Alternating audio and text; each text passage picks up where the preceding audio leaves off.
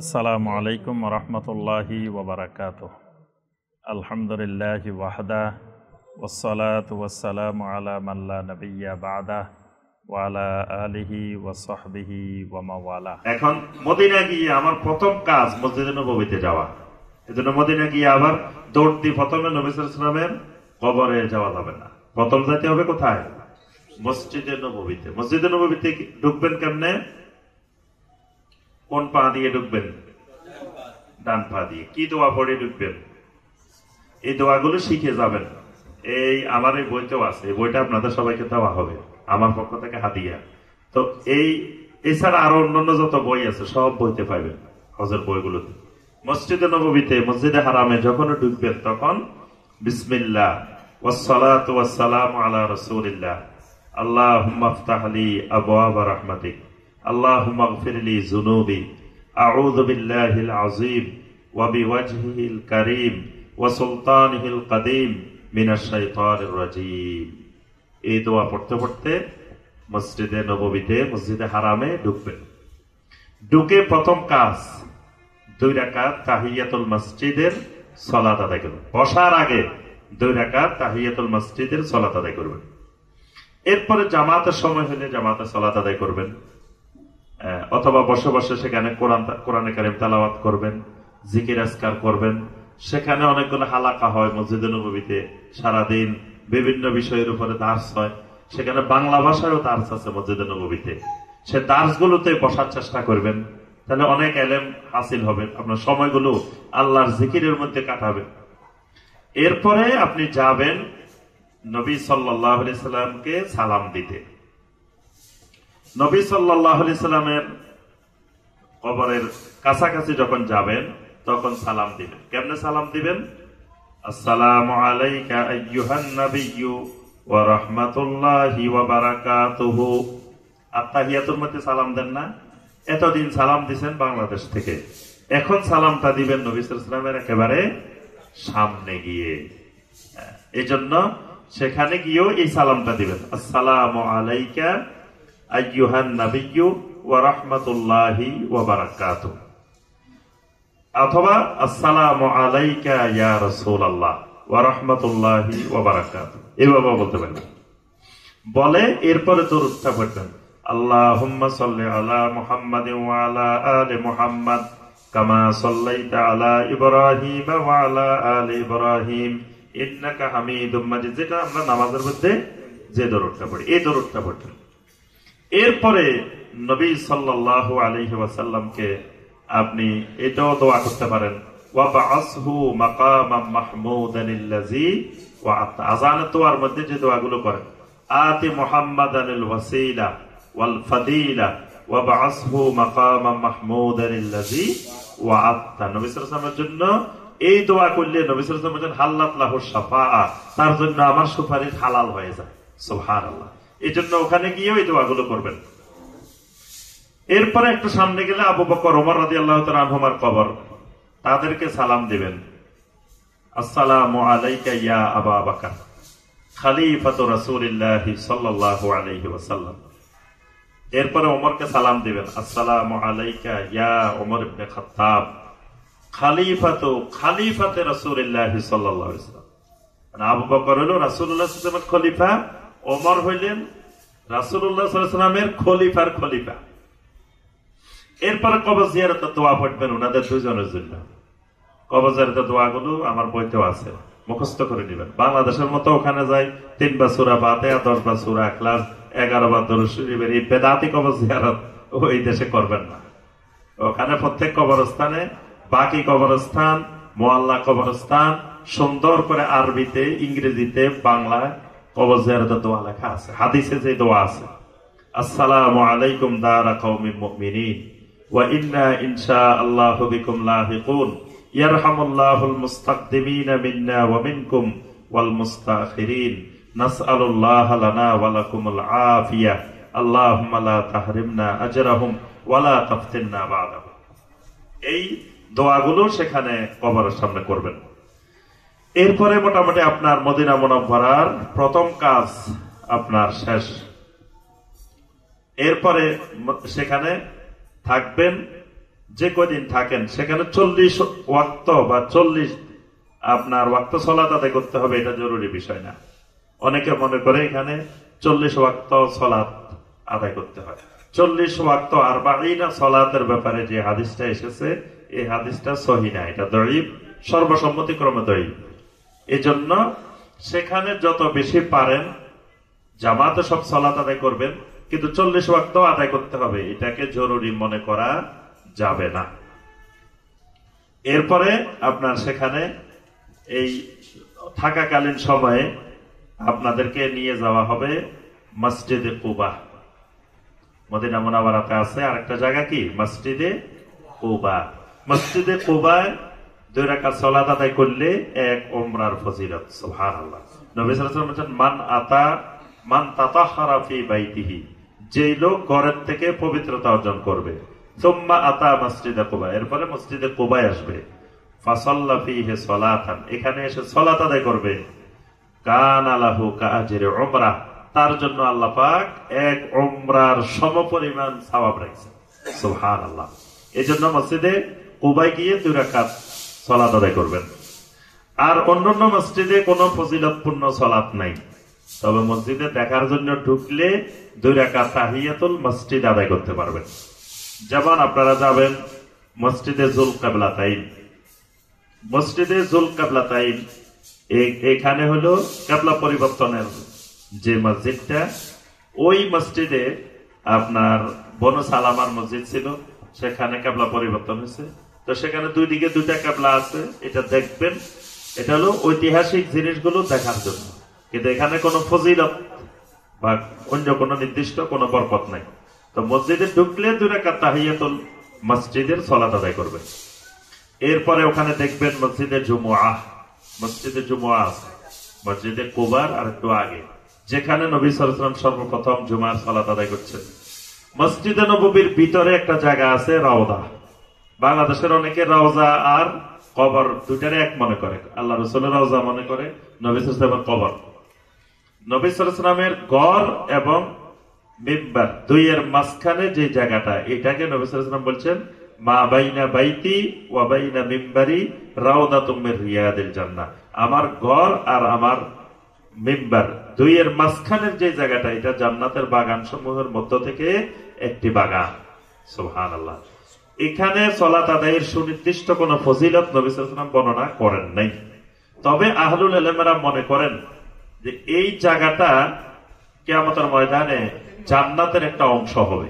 কোন কোন আহলুল ইলম বলছেন, যেহেতু নবী সাল্লাল্লাহু আলাইহি ওয়াসাল্লাম এটাকে রাউদাতুম মির রিয়াদিল জান্নাহ বলছেন, এটা জান্নাতের একটা অংশ হবে।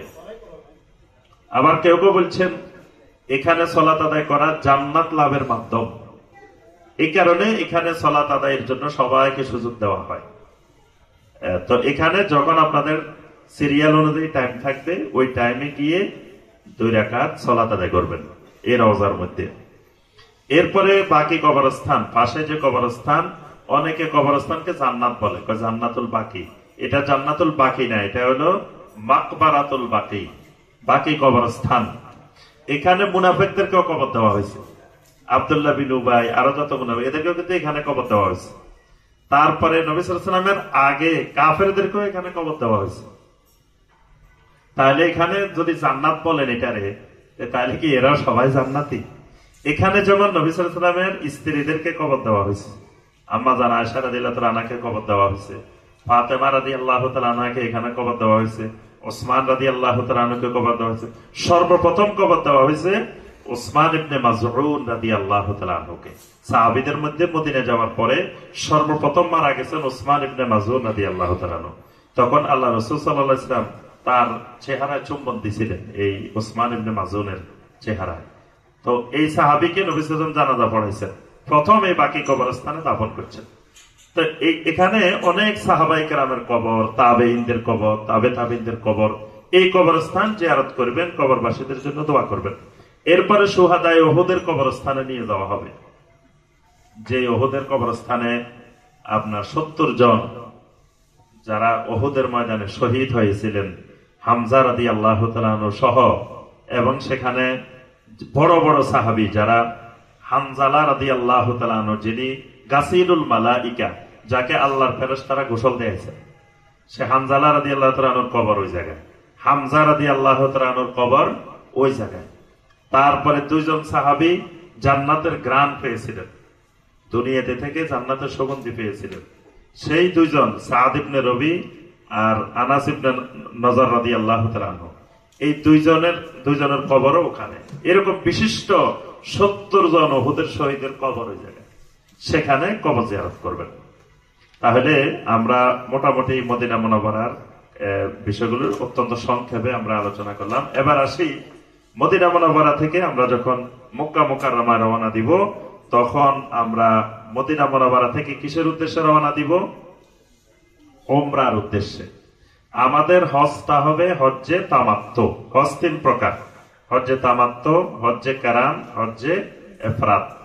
তো আমার মনে হয় আপনারা সবাই হজ্জে তামাত্তুই করবেন, অন্য হজ করার তো কারো নিয়ত নাই নাকি?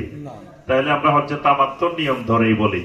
তাহলে হজ্জে তামাত্তুর 2টা অংশ, একটা অংশ উমরা আর একটা অংশ হজ।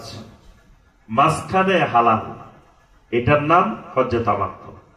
আর উমরা আর হজ মাঝখানে হালাল নাই, ইহরাম অবস্থায়, এটার নাম হজ্জে কিরান। উমরা নাই, শুধু হজ, এটার নাম হজ্জে ইফরাদ। তাহলে আমরা যেটা করব এটা হচ্ছে তামাত্তু।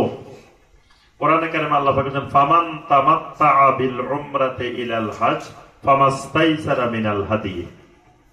যেখানে আল্লাহ পাক তামাত্তুর কথা বলছে, তাহলে আমাদের হজটা হবে হজ্জে তামাত্তু। অধিকাংশ জমহুর আহলুল ইলমদের মতে হজ্জে তামাত্তুই সর্বোত্তম, কারণ নবী সাল্লাল্লাহু আলাইহি ওয়াসাল্লাম হজ্জে কিরান করছেন বিদায় হজে। কিন্তু নবী সাল্লাল্লাহু আলাইহি ওয়াসাল্লাম বলেছেন, আমি যদি হাদিনে নিয়ে আসতাম তাহলে আমি হজ্জে তামাত্তুই করতাম।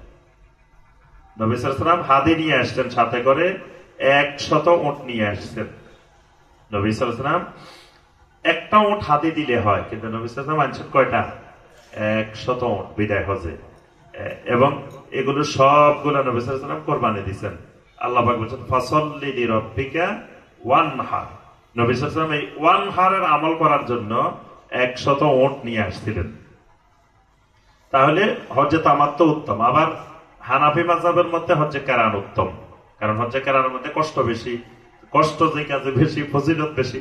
আবার ইমাম আহমদ বিন হাম্বল রাহিমাহুল্লাহ বলেছেন, না, হজ্জে ইফরাদ হলো সর্বোত্তম। কারণ হলো, এখন আমি যাইতেছি হজ, আমার উদ্দেশ্য হজ, এখানে হজে করবো, এখানে আমি উমরা করতে যাইতেছি। আহমদ বিন হাম্বল রাহিমাহুল্লাহ বলেন, এই কারণে হজ্জে ইফরাদে উত্তম। উমরার জন্য তুমি আলাদা সফর করবে, হজের আলাদা সফর করবে। ইমাম আহমদ বিন হাম্বল রাহিমাহুল্লাহর মতে উমরাও ফরজ, হজও ফরজ। কারণ আল্লাহ পাক একসাথে দুইটা বলছেন, ওয়া আতিম্মুল হাজ্জা ওয়াল উমরাতা লিল্লাহ। তো ইমাম আহমদ বিন হাম্বল রাহিমাহুল্লাহ বলেন, ওয়া আতিম্মুল হাজ্জা দিয়ে যদি হজ ফরজ হয়, তো ওয়া আতিম্মুল উমরা, তাহলে উমরাও ফরজ। এই কারণে ইমাম আহমদ বিন হাম্বল রাহিমাহুল্লাহ বলছেন, হজের সফর করবে আলাদা, উমরা সফর করবে আলাদা। এই কারণে ওনার মতে হজ্জে ইফরাদ হলো সর্বোত্তম। তাই আমরা যেহেতু আগেই চলে যাব, অনেক আগে, তা আমরা হজ্জে তামাত্তু করব। হজ্জে তামাত্তুর 2টা ভাগ, উমরা আর হজ। তা আমার আলোচনা সংক্ষেপে উমরা। উমরার জন্য কয়টা কাজ? 4টা কাজ, মনে রাখেন। উমরার কয়টা কাজ? 4টা কাজ। ইহরাম, তাওয়াফ, সাই, হলক। বলেন দেখি কি কি? ইহরাম, তাওয়াফ, সাই, হলক। ইহরাম, তাওয়াফ, সাই, হলক, 4টা কাজ। 4টা কাজ করলে আমার উমরা হয়ে যাবে। তাহলে মদিনা মুনাওয়ারা থেকে যখন আমরা আসব, তখন এই 4টা জিনিস সামনে নিয়ে আমরা মক্কা মুকাররমার দিকে আসব। প্রথম কাজ ইহরাম, দ্বিতীয় কাজ তাওয়াফ, তৃতীয় কাজ সাই, চতুর্থ কাজ হলক। 4টা কাজ। তাহলে 1 নম্বর কাজে আসি। 1 নম্বর কাজ কি? ইহরাম। 1 নম্বর কাজ ইহরাম। ইহরাম মানে কি? ইহরাম মানে হলো হারাম করে দেওয়া। কি করে দেওয়া? হারাম করে দেওয়া। মানে এতদিন আমার জন্য যা অনেক জিনিস হালাল ছিল, এই ইহরামের পর থেকে ইহরাম মুক্ত হওয়া পর্যন্ত অনেকগুলো জিনিস আমার জন্য হারাম, নিষিদ্ধ। এই জন্য এটাকে নাম বলা হয় কি? ইহরাম। এটাকে বলা হয় ইহরাম। ইহরাম মানে হারাম করে দেওয়া। কি কি জিনিস হারাম হবে আমরা আলোচনা করব। শরীয়তের ভাষায় বলা হয় আল ইহরাম আই আন-নিয়্যাতু ফি দুখুলিন নুসুক, মানে আল্লাহর একটি ইবাদতের মধ্যে ঢোকার নিয়তটাকে শরীয়তের ভাষায় বলা হয় ইহরাম। এই ইহরাম বাঁধা ফরজ। ইহরাম বাঁধা কি ফরজ। উমরার মধ্যে 3টা ফরজ। উমরার মধ্যে ফরজ কয়টা? 3টা। এই ইহরাম, এই তাওয়াফ, সাই, এই 3টা কি ফরজ। উমরার মধ্যে 2টা ওয়াজিব। একটা হলো মিকাত থেকে আল ইহরাম মিনাল মিকাত, মিকাত থেকে ইহরাম বাঁধা, আর একটা হলফ করা। 2টা ওয়াজিব আর 3টা ফরজ। তাহলে আমরা প্রথম আসব ইহরাম। ইহরামের জন্য ওখানে আমরা হোটেল থেকে প্রস্তুতি নিব। ইহরামের জন্য কিছু প্রস্তুতি দরকার আছে। প্রস্তুতি হলো কি? প্রস্তুতি হলো নখ কাটা, তারপরে শরীরের যে যে জায়গা পরিষ্কার করা দরকার ওই স্থানগুলো পরিষ্কার করা, তারপরে ইহরামের জন্য গোসল করা। তো আপনারা তো বাসে আসবেন, বাসে আসলে আপনার হোটেল থেকে আপনাদেরকে নিয়ে আসবে জুলহুলাইফার মিকাতে নিয়ে আসবে। তো মিকাতের ওখানে ইহরামের কাপড় পরা খুব ঝামেলা, মানে পর্যাপ্ত জায়গা নাই। আর হজের সময় তো এখন হাজার হাজার মানুষ থাকবে। আমরা এবার উমরাতে গিয়ে রমজানে দেখছি মানুষ আর মানে ইহরামের কাপড় পরিবর্তন করার মতো এরকম সুন্দর প্লেস নাই, জায়গা নাই। এই জন্য আপনারা বাসায় হোটেল থেকে ইহরামের কাপড় পরে চলে যাবেন। হোটেল থেকেই প্রথমে গোসল করবেন। গোসল করার পরে সুগন্ধি লাগাবেন। সুগন্ধি লাগাবেন দাড়ির মধ্যে, চুলের মধ্যে, শরীরে সুগন্ধি লাগাবেন। সুগন্ধি লাগানোর পরে এবার কাপড় পরিবর্তন করে ফেলবেন। ইহরামের কাপড়টা পরে ফেলবেন। ইহরামের কাপড় পরিধান করে আপনারা এখান থেকে প্রস্তুতি নিয়ে বাসে উঠে গেলেন। বাসে উঠে যাওয়ার পরে যখন ওই মিকাতে আসবে জুলহুলাইফা, তখন এবার আপনারা ওখানে নেমে ওযু করে 2 রাকাত সালাত আদায় করবেন। কি সালাত আদায় করবেন? ওখানে যেহেতু মসজিদে ঢুকবেন, ওইটা একটা মসজিদ জুলহুলাইফা, ওই মসজিদে ঢুকে যদি ফরজ সালাতের ওয়াক্ত না হয় তাহলে 2 রাকাত তাহিয়াতুল মসজিদ পড়বেন। আর যদি ফরজ সালাতের ওয়াক্ত হয়ে যায় তাহলে ফরজ সালাত আদায় করবেন। আর আলাদা কোনো ইহরামের জন্য আলাদা কোনো সালাত নাই। আচ্ছা, সালাত আদায় শেষ হলো। শেষ হওয়ার পরে এবার আপনি নিয়ত করবেন, উমরার নিয়ত করবেন। উমরার নিয়তটা কেমনে করবেন? উমরার নিয়ত লাব্বাইকা উমরাতান, অথবা লাব্বাইক আল্লাহুম্মা উমরাতান, অথবা লাব্বাইক আল্লাহুম্মা বিউমরাতিন। শুধু উমরার নিয়ত, হজের না। তো সংক্ষেপে বেশি না পারলে লাব্বাইকা উমরাতান, বাস আপনার নিয়ত হয়ে গেছে। সব নিয়ত অন্তরে করতে হয়, উচ্চারণ করা লাগে না। কিন্তু উমরার এবং হজের নিয়তটা উচ্চারণ করে করতে হবে। যদি আপনি বদলি হজ করেন কারো পক্ষ থেকে, তাহলে বলতে হবে লাব্বাইকা উমরাতান আন অমুক, যার পক্ষ থেকে বদলি হজ করতেছেন তার নামটা বলতে হবে, তাহলে বদলি হজের নিয়ত হয়ে যাবে। আর নিজের পক্ষ থেকে হইলে লাব্বাইকা উমরাতান। নিয়তের পরেই শুরু হয়ে যাবে তালবিয়া। নিয়তের পরে শুরু হবে তালবিয়া। লাব্বাইক আল্লাহুম্মা লাব্বাইক, লাব্বাইক লা শারীকা লাকা লাব্বাইক, ইন্নাল হামদা ওয়ান নি'মাতা লাকা ওয়াল মুলক লা শারীকা লাক। এই তালবিয়া এত ফজিলতময়, তালবিয়ার অনেক ফজিলত। আল্লাহ রাসূল সাল্লাল্লাহু আলাইহি ওয়াসাল্লাম বলেন, তিরমিজি এবং ইবনে মাজার হাদিস, নবী সাল্লাল্লাহু আলাইহি ওয়াসাল্লাম বলেন, কোন মুসলিম যখন তালবিয়া পড়ে তখন তার ডানে বামে যত পাথর, যত গাছ, যত প্রাণী এই তালবিয়া শুনে তারা আল্লাহ সুবহানাহু ওয়া তাআলার কাছে দোয়া করতে থাকে। সুবহানাল্লাহ, তালবিয়াকারীর জন্য দোয়া করতে থাকে। এরপরে আপনার নবী সাল্লাল্লাহু আলাইহি ওয়াসাল্লাম বলছেন যে তালবিয়া ওই হজটা উত্তম যে হজটা আল আজ্জু ওয়াস সাজ্জু।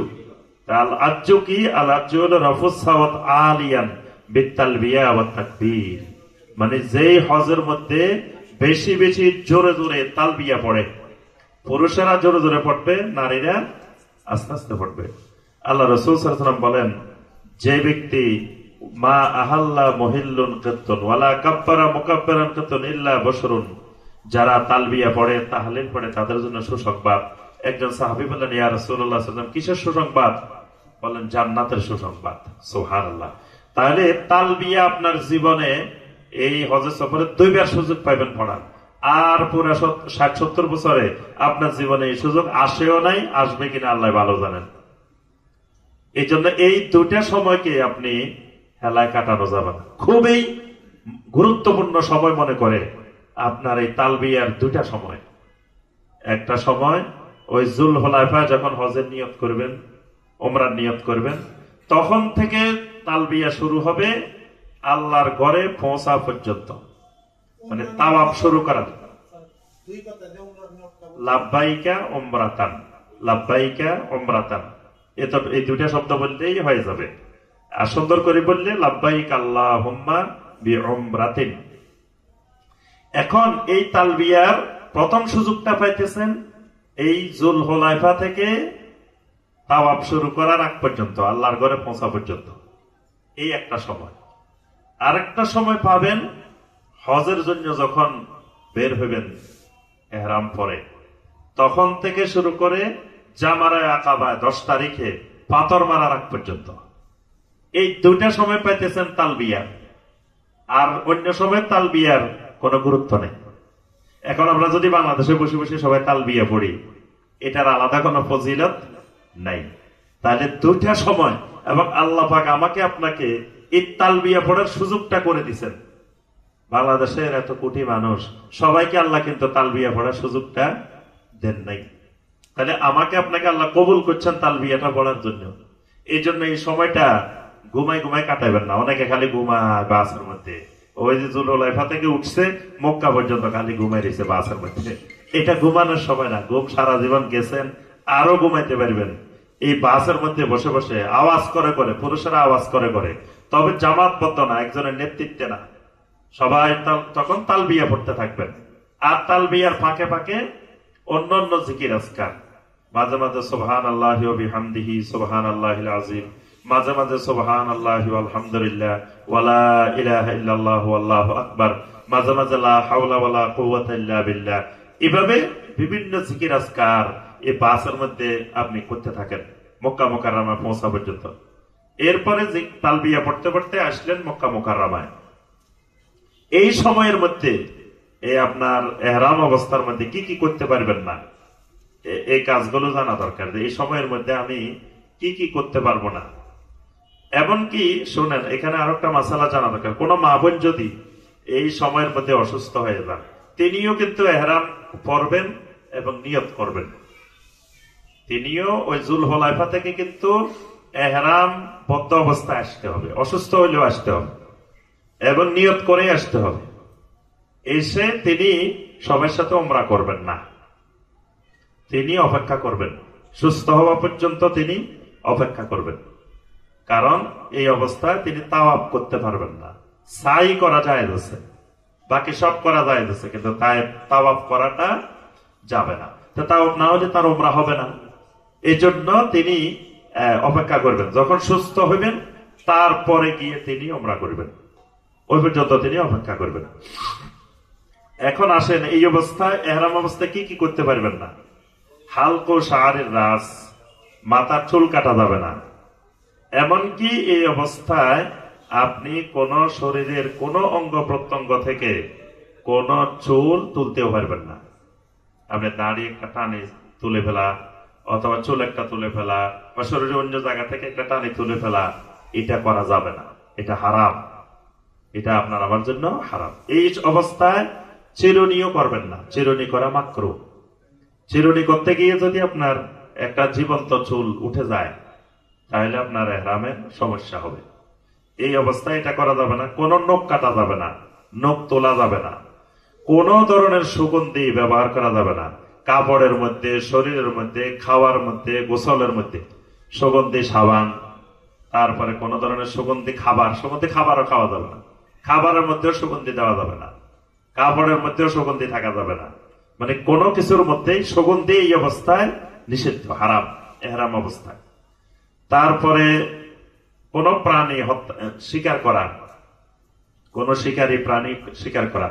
আরেকটা জিনিস মনে রাখতে হবে, হারামের সীমানার মধ্যে কোন গাছ কাটা, গাছ তোলা নিষেধ। এটা এহরাম অবস্থায়ও নিষেধ, এহরামের বাইরেও নিষেধ। এজন্য মক্কা মুকাররমার কোন গাছ কাটাও যাবে না, ছিঁড়াও যাবে না, তোলাও যাবে না। আরেকটা জিনিস, পুরুষের জন্য এই অবস্থায় কোন কামিজ মানে পোশাক পরা যাবে না। পোশাক বলতে যেটা বোঝায়, এই জাতীয় কোন পোশাক এহরাম অবস্থায় পরা যাবে না। সেটা পাঞ্জাবি, পায়জামা, প্যান্ট, শার্ট, পাগড়ি, মোজা, এই জাতীয় পোশাক জাতীয় কোন জিনিস পরা যাবে না। আর মহিলারা এই অবস্থায় নেকাব পরা যাবে না। তবে নেকাব পরা যাবে না এর অর্থ এই নয় পুরুষের সামনে মুখ খুলে খুলে হাঁটবেন, মুখ খুলে খুলে নামাজ পড়বেন, বিষয়টা এরকম না। মানে নেকাবটা সংযুক্ত করে মুখের সাথে লাগাই নেকাব পরা যাবে না, কিন্তু আপনি একটু দূরে আপনি পর্দা করতে হবে, একটু দূরে রাখবেন। আর যখন পুরুষ থাকবে না তখন আপনি মুখ খুলে রাখবেন। আর যখন পুরুষদের সাথে তাওয়াফ করবেন বা পুরুষদের সামনে দিয়ে সালাত আদায় করবেন, পুরুষদের সামনে হাঁটবেন, তখন মুখকে ঢেকে রাখতে হবে। কিন্তু ঢাকাটা মানে মুখের সাথে লাগাই রাখা যাবে না। নেকাব যেটাকে বলে ওই নেকাব করা যাবে না। আরেকটা হলো আপনি এই সময় এই কাজগুলা মোটামুটি করা নিষেধ। এই কাজগুলোর আবার অনেক হুকুম আছে, একটার এক হুকুম। কোনটা করলে এই অবস্থায় আপনাকে ফিদিয়া দিতে হবে। ফিদিয়া মানে আপনি 3 দিন রোজা রাখতে হবে, অথবা 6 জন মিসকিনকে খাওয়াইতে হবে, অথবা আপনি একটা ছাগল দম দিতে হবে। এটা হলো ফিদিয়া। আরেকটা হলো আপনার এই অবস্থায় কিছু কাজ আছে, এই কাজ করলে ওট দম দিতে হবে, ছাগল দমে হবে না, ওট দিতে হবে। এই যে কাজগুলো নিষিদ্ধ বললাম। আবার কিছু কাজ আছে, এই কাজগুলো করলে আপনাকে দম দিতে হবে। দম দিতে না পারলে ওখানে 3 দিন, বাংলাদেশে আসলে 7 দিন, 10 দিন সিয়াম পালন করতে হবে। তা আমরা ওইটার বিস্তারিত আলোচনা যাচ্ছি না। প্রথম কথা যে আমাকে আপনাকে এই এহরামটা সঠিকভাবে পরে, মা বোনদের জন্য আপনার সুনির্দিষ্ট পোশাক নাই, তার স্বাচ্ছন্দ্যের পোশাক, হিজাব, এগুলো পরে এহরাম অবস্থায় থাকবেন। আর জুতা, মোজা মা বোনেরা সব পরিধান করতে পারবেন, কিন্তু পুরুষেরা এমন জুতা পরিধান করতে হবে যে পিছনের অংশ খোলা থাকবে, মানে পায়ের পিছনের গোড়ালির অংশ অবশ্যই খোলা থাকতে হবে। আর অনেক আহলুল ইলম বলেছেন উপরের অংশ খোলা রাখা, তবে উপরের অংশ খোলার ব্যাপারে একতলাফ আছে। তো এই জন্য স্যান্ডেল, আমাদের দেশে যে স্যান্ডেল গুলো, এগুলাই হলো সবচেয়ে উত্তম, যে উপরেও খোলা পিছনেও খোলা। এবার আসেন 2 নম্বর কাজ, তাওয়াফ। 2 নম্বর কাজ কি? তাওয়াফ। তাওয়াফটা, তাওয়াফের কিছু শর্ত আছে, কিছু ওয়াজিব আছে, কিছু সুন্নত আছে। তো সব মিলে সংক্ষেপে আমরা তাওয়াফের পদ্ধতিটা বলে দিই। সেটা হলো, যখন এই ইহরাম অবস্থায় তাওয়াফ করার জন্য ঢুকবেন, ঢোকার পরে আপনি প্রথম যে দিক দিয়ে ঢুকেন চলে যেতে হবে হাজরে আসওয়াদের কোণায়। হাজরে আসওয়াদ যে কর্নারে, সেখানে যেতে হবে। সেখান থেকে আপনার তাওয়াফ শুরু হবে। হাজরে আসওয়াদের কোণায় গিয়ে প্রথম কাজ, আপনি ডান হাত তুলবেন, 1 হাত হাজরে আসওয়াদের। আপনি হাজরে আসওয়াদের দিকে ফিরতেও পারেন, অথবা সামনের দিকে থেকে হাতকে এইভাবে রাখতে পারেন, দুটাই করতে পারেন। আর তাওয়াফ করার সময় খেয়াল করতে হবে আপনি ডাইনে বামে হওয়া যাবেন না, এবং এটা তাওয়াফের শর্ত যে আপনার বাম দিক বাইতুল্লাহর দিকে থাকতে হবে, সামনের দিকও না পিছনের দিকও না, বাম দিক বাইতুল্লাহর দিকে থাকতে হবে। তাহলে আপনাকে সবসময় সামনের দিকে থাকতে হবে, ডাইনে বামে বাঁকা হওয়া যাবে না, সোজা হয়ে তাওয়াফ করতে হবে। তো কিন্তু আল্লাহু আকবার যখন হাত ইশারা করবেন, তখন চাইলে হাজরে আসওয়াদের কোণায় এসে আপনি এদিকে ফিরতেও পারেন, অথবা সামনের দিকে থেকে ডান হাত, শুধু ডান হাত। কিন্তু অধিকাংশ বাঙালি দেখবেন 2 হাত তুলতেছে, এখানে 1 হাত তুলবেন, শুধু 1 হাত তুলে প্রথমবার বিসমিল্লাহি আল্লাহু আকবার, এর বেশি না, একবার। কিন্তু দেখবেন অনেক বাঙালিরা বিসমিল্লাহ আল্লাহু আকবার ওয়ালিল্লাহিল হামদ সুমা দিতেছে, এই করতেছে, সেই করতেছে, বিভিন্ন রং বেরঙের কায়দা করতেছে। কে কি করতেছে ওইদিকে আপনাকে তাকানো যাবে না, তার হজ তার হিসাব, সে বেদাতি করুক আর যাই করুক। আমারটা সুন্নাহ অনুযায়ী হচ্ছে কিনা আমি এদিকে খেয়াল করব। এজন্য একবার শুধু হাত তুলবো, বিসমিল্লাহি আল্লাহু আকবার। 7 বারই বলতে হবে। যখন হাজরা আসওয়াদের সামনে আসবো প্রতিবার ডান হাত উঠবে, প্রতিবার আল্লাহু আকবার। প্রথমবার শুধু বিসমিল্লাহি আল্লাহু আকবার, পরে 6 বার বিসমিল্লাহ হবে না, পরে 6 বার শুধু আল্লাহু আকবার। আর 7ম বার যখন আমার তাওয়াফ শেষ, এবার আর বিসমিল্লাহও নাই, আল্লাহু আকবার নাই। অনেকে সেইবারও আল্লাহু আকবার বলে, কিন্তু শেষের আল্লাহু আকবার নাই। আচ্ছা, হাজরা আসওয়াদ এবং হাত চুম্বন হবে না। চুম্বন হবে যদি আমি হাত দিয়ে হাজরা আসওয়াদ ধরতে পারি, তখন চুম্বন দিতে হবে। তা আমি তো ধরতে পারিনি, এই জন্য চুম্বন হবে না, খালি ইশারা দিয়ে এরপরে শুরু করবো। শুরু করার সময় সাহাবায়ে কেরাম একটা দোয়া পড়তেন, আল্লাহুম্মা ঈমানান বিক ওয়া তাসদীকাম বিকিতাবিক ওয়া ওয়াফাআন বিআহদিক ওয়া ইত্তিবাআন লিসুন্নাতি নাবিয়্যিকা মুহাম্মাদিন সাল্লাল্লাহু আলাইহি ওয়াসাল্লাম। এরপরে আপনি শুরু করলেন তাওয়াফ। এবার আপনার ইচ্ছা মতো যে কোনো দোয়া, তেলাওয়াতে কোরআন, যে কোনো জিকির আজকার আপনি তাওয়াফের মধ্যে করতে পারেন। এখানে নির্ধারিত কোনো দোয়া নাই। এরপরে যখন রুকনে ইয়ামানিতে আসবেন, তখন রুকনে ইয়ামানি থেকে হাজরা আসওয়াদ পর্যন্ত এই দোয়াটা পড়বেন, রব্বানা আতিনা ফিদ দুনিয়া হাসানা ওয়া ফিল আখিরাতি হাসানা ওয়া কিনা আযাবান নার। এটা সুন্নাত, এই পাশে এই দোয়াটা পড়া। এরপরে আবার আসলেন হাজরা আসওয়াদ, এক চক্কর শেষ হয়েছে। আবার এভাবে কয়বার? 7 বার। 7 বার করছেন, আপনার তাওয়াফ শেষ। এখন আসেন তাওয়াফের মাঝখান দিয়ে জামাত শুরু হয়ে গেছে, আজান দিয়ে দিছে সালাতের জামাত। তাহলে আপনি কি করবেন? এই ক্ষেত্রে আপনার তাওয়াফটা যেখানে গিয়ে একামত হয়েছে ওখানে সালাতে দাঁড়ায় যাবেন। দাঁড়াই সালাত শেষ, আবার আপনি ওখান থেকে শুরু করবেন। আগেরটা সহ অ্যাড হবে, মাঝখানে এই গ্যাপের জন্য তাওয়াফ বাতিল হবে না। তবে তাওয়াফের মধ্যে আপনার এই দ্রুত করা মুআলাত, এটা ফরজ। এই জন্য মাঝখানে যদি 1 ঘন্টা গ্যাপ হয়ে যায়, 3টা করছেন, 3টা করে বাইরে গেছে, আবার কতক্ষণ পরে আসে 4টা করছেন, তাওয়াফ হবে না। মানে এখানে মাঝখানে লম্বা গ্যাপ দেওয়া যাবে না। অল্প কিছুক্ষণ কোনো কারণে গ্যাপ দিতে পারেন, কিন্তু লম্বা গ্যাপ দিলে আবার নতুন করে শুরু করতে হবে। এটা হলো সালাতের মাসালা। আরেকটা হলো ওযু চলে গেছে, তাওয়াফ কিন্তু ওযু ছাড়া করা যাবে না। সাই ওযু ছাড়া করতে পারবেন, কিন্তু তাওয়াফ ওযুবিহীন করা যাবে না। এখন ওযু চলে গেছে মাঝখান দিয়ে, তাহলে আগে 3টা করছেন, 3টা করে ওযু চলে গেছে, এখন আবার ওযু করে আসছেন, এখন কি বাকি 4টা করবেন না 7টাই করতে হবে? এই ক্ষেত্রে আহলুল ইলমদের একটা লাভ আছে। তবে এই ক্ষেত্রে জমহুর আহলুল ইলমদের মত হলো ওযু চলে গেলে আগেরটা বাতিল হয়ে যাবে। ওযু চলে গেলে আগে যে 3টা 4টা করছেন এটা বাতিল হয়ে যাবে। যেমন নামাজের মধ্যে ওযু চলে গেলে পুরা নামাজে বাতিল হয়ে যায়। নবী সাল্লাল্লাহু আলাইহি ওয়াসাল্লাম বলছেন, তাওয়াফকে বলছেন তাওয়াফ হলো সালাত, তাওয়াফ সালাত। তো এই জন্য ওযু চলে গেলে আবার ওযু করে এসে নতুন করে শুরু করবেন, নতুন করে আবার 7 বার করবেন। আচ্ছা, তাওয়াফ শেষ, এরপরে 2 রাকাত সালাতুত তাওয়াফ আদায় করবেন। সেটা যেখানে জায়গা পান, সেটা যদি মাকাম ইব্রাহিমের বরাবর জায়গা পান সেখানে আদায় করবেন, যেখানে জায়গা পান সেখানে আদায় করবেন। প্রথম রাকাতে কোন কোন আহলুল ইলম বলছেন এটা উত্তম, প্রথম রাকাতে কুল ইয়া আইয়ুহাল কাফিরুন, দ্বিতীয় রাকাতে কুল হুয়াল্লাহু আহাদ, এটা দিয়ে সালাতুত তাওয়াফ আদায় করলেন। পরে এরপরে আবার যাবেন 3 নম্বর কাজ সাই। সাইর জন্য সাফা মারওয়ার দিকে উঠবেন। ওঠার সময় ইন্নাস সাফা ওয়াল মারওয়াতা মিন শাআইরিল্লাহ, আর এর মাঝখান দিয়ে জমজমের পানি পান করবেন। উঠার আগে দিয়ে জমজমের পানি পান করবেন। জমজমের পানি পেট ভরে ইচ্ছা মতো খাইবেন, আর কিছু পানি মাথায় দিবেন একটু দিয়ে, এরপরে চলে যাবেন সাফা পাহাড়ের দিকে। এই আয়াত পড়বেন, ইন্নাস সাফা ওয়াল মারওয়াতা মিন শাআইরিল্লাহ। এরপরে যখন পাহাড়ের উপরে উঠবেন, আল্লাহু আকবার, আল্লাহু আকবার, আল্লাহু আকবার। এরপরে 2টা দোয়া আছে, এটা বইয়ের মধ্যে আছে, লা ইলাহা ইল্লাল্লাহু ওয়াহদাহু লা শারীকা লাহু লাহুল মুলকু ওয়া লাহুল হামদু ওয়া হুয়া আলা কুল্লি শাইইন কাদির, লা ইলাহা ইল্লাল্লাহু ওয়াহদা আনজাযা ওয়া'দা ওয়া নাসারা 'আবদা ওয়া হাযামাল আহজাবা ওয়াহদা। এটা পড়ে বাইতুল্লাহর দিকে ফিরে দোয়া করবেন, 3 বার দোয়া করবেন। স্যার প্রথমটা পড়লে হবে না, দুইটাই পড়তে হবে? দুইটাই পড়া সুন্নাত, না পড়লে তাওয়াফের সাইর কোনো ক্ষতি হবে না।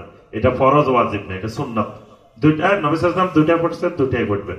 পরে দোয়া করবেন, আবার 2টা পড়বেন, আবার দোয়া করবেন, আবার 2টা পড়বেন, আবার দোয়া করবেন সাফা পাহাড়ের উপরে করে আপনার সাই শুরু। যখন সবুজ বাতির নিচে দিয়ে যাবেন তখন পুরুষেরা দৌড় দিবেন, নারীরা আস্তে আস্তে যাবেন। পুরুষেরা এই দৌড়ের সময় পড়বেন রব্বিল ফির ওয়ারহাম ইন্নাকা আনতাল আযযুল আকরাম। আচ্ছা, এরপরে আবার মারওয়া পাহাড়ের উপরে গেছেন, সাফা পাহাড়ের উপরে যেভাবে দোয়া করছেন ওইভাবে ওখানে দোয়া করবেন একবার। পরের 5 বার আর দোয়া হবে না। প্রথমবার সাফা পাহাড়ের উপরে, প্রথমবার মারওয়া পাহাড়ের উপরে, বাস। এরপরে আপনি সফা থেকে মারওয়া গেলেন একবার, মারওয়া থেকে সফায় আসলেন একবার, এইভাবে সফা শুরু হয়েছে, মারওয়া গিয়ে শেষ হয়ে যাবে 7 বার, বাস। আপনার সাই শেষ। এবার কাজ কি? হলক। 4 নম্বর কাজ হলক। তো যেহেতু আপনাদের মাঝখানে অনেক গ্যাপ থাকবে, লম্বা গ্যাপ, আপনারা 2 বারে হলক করে নেবেন। ওমরার সময়ও হলক করবেন। হলক মানে একেবারে মুন্ডন করা, আর একটা হলো কাসার। কাসার মানে ছোট করা। তো ছোটটা হইলো যাদের হয়তো মাঝখানে ধরেন ওমরা করছে 1 দিন 2 দিন পরে হজ, তারা এখন যদি কামাই ফেলায় তো পরের বার কি করবে? তারা প্রথমবার কসর করবে, ছোট করবে, পরের বার হলক করবে। এটা আপনাদের মাঝখানে গ্যাপ থাকবে, এই কারণে আপনারা প্রথমবার হলক করবেন। হলককারীদের জন্য নবী সাল্লাল্লাহু আলাইহি ওয়াসাল্লাম 3 বার দোয়া করছেন, আর কসরকারীদের জন্য 1 বার দোয়া করছেন। এই জন্য হলকটাই উত্তম। এই জন্য মাথা মুন্ডন করে ফেলবেন, বাস। মুন্ডন করার মাধ্যমে আপনার ওমরার কাজ শেষ। এরপরে সেখানে থাকবেন, আরাম খুলে ফেলবেন, স্বাভাবিক অবস্থায় থাকবেন। এবার 5 ওয়াক্ত সালাত হারামে এসে জামাতের সাথে আদায় করবেন, আল্লাহর জিকিরের সাথে থাকবেন, এলেম চর্চার সাথে থাকবেন। প্রতিদিন হালাকা হবে, সেখানে এলেম চর্চার ব্যবস্থা হবে, সেগুলোতে উপস্থিত থাকবেন। বেশি বেশি সবসময় আল্লাহর জিকিরের সাথে থাকতে হবে। এই জন্য আল্লাহ পাক ওই আপনার হজের আয়াতের মধ্যে বারবার বলছেন যে লাইসা আলাইকুম জুনাহুন আন তাবতাগু ফাদলাম মির রাব্বিকুম ফাইদা আফাদতুম মিন আরাফাতিন ফাযকুরুল্লাহা ইনদাল মাশআরিল হারাম ওয়াজকুরুহু কামা হাদাকুম। মানে বারবার আল্লাহ পাক ওয়াজকুরুল্লাহ বলছেন। বেশি বেশি আল্লাহর জিকির করতে হবে। আল্লাহ রাব্বুল আলামিন আমাদের সবাইকে হজ্জে মাবরুর করার তৌফিক দান করুন। আল্লাহ রাব্বুল আলামিন আমাদের সফরকে নিরাপদ করে দিন। আল্লাহ পাক সুস্থভাবে সুন্দরভাবে আমাদেরকে হজ্জে বাইতুল্লাহর কাজগুলো সম্পন্ন করার তৌফিক দান করুন। আমিন ইয়া রাব্বাল আলামিন। আসসালামু আলাইকুম ওয়া রাহমাতুল্লাহি ওয়া বারাকাতুহু।